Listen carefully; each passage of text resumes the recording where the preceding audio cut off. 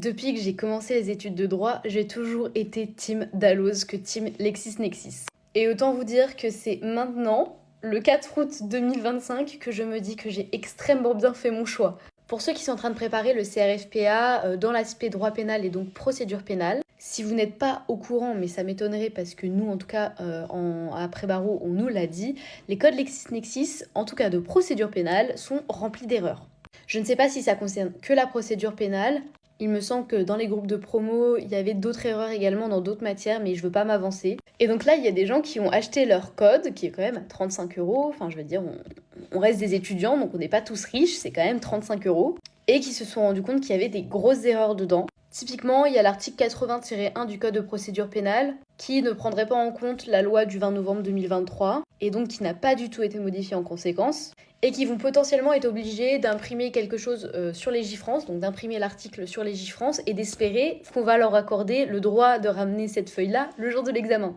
Notre prof chez Prébarreau nous a également mentionné d'autres erreurs dans l'article 114 alinéa 5, dans l'article 80-1-1, où il y a 5 derniers alinéas qui sont en doublon, dans l'article 6, où il y a un alinéa supplémentaire, et dans l'article 8, où l'alinéa 3 est celui tel qu'issu de la loi de 2024, mais ils ont laissé l'alinéa 2 ancien. Enfin bref, c'est vraiment un bordel, je ne comprends pas comment c'est possible de faire autant d'erreurs. Parce que autant quand je suis sur les groupes de promo, je constate que LexisNexis aurait inventé, ou en tout cas se serait trompé de date dans les arrêts. Quelqu'un a réussi à trouver dans son code LexisNexis un arrêt qui date de décembre 2025.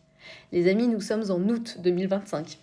Je ne sais pas comment c'est possible. Bien sûr, ça relève d'une erreur certainement de frappe, mais quand ça concerne des articles, c'est-à-dire on parle de modification législative, c'est grave. C'est franchement, non mais je suis désolée, mais je trouve ça grave. Il y a des gens, ils ont acheté leur code et ils vont préparer un examen. Bon, j'espère que du coup vous allez acheter le code Dalloz plutôt, mais qui étaient en train de préparer leur examen, être surlignés et tout machin, avec un code qui n'a pas pris en considération les évolutions. C'est dingue. Enfin, bref, je voulais vous en parler parce que ça m'a fait un peu... Ça m'a pas fait rire parce que c'est pas cool pour ceux qui ont déjà acheté un code. En tout cas, ça m'a interpellée, je pensais pas que c'était possible. Donc voilà, dites-moi si vous avez acheté un code LexisNexis ou si vous êtes team Dalloz, et j'espère que vous êtes team Dalloz du coup.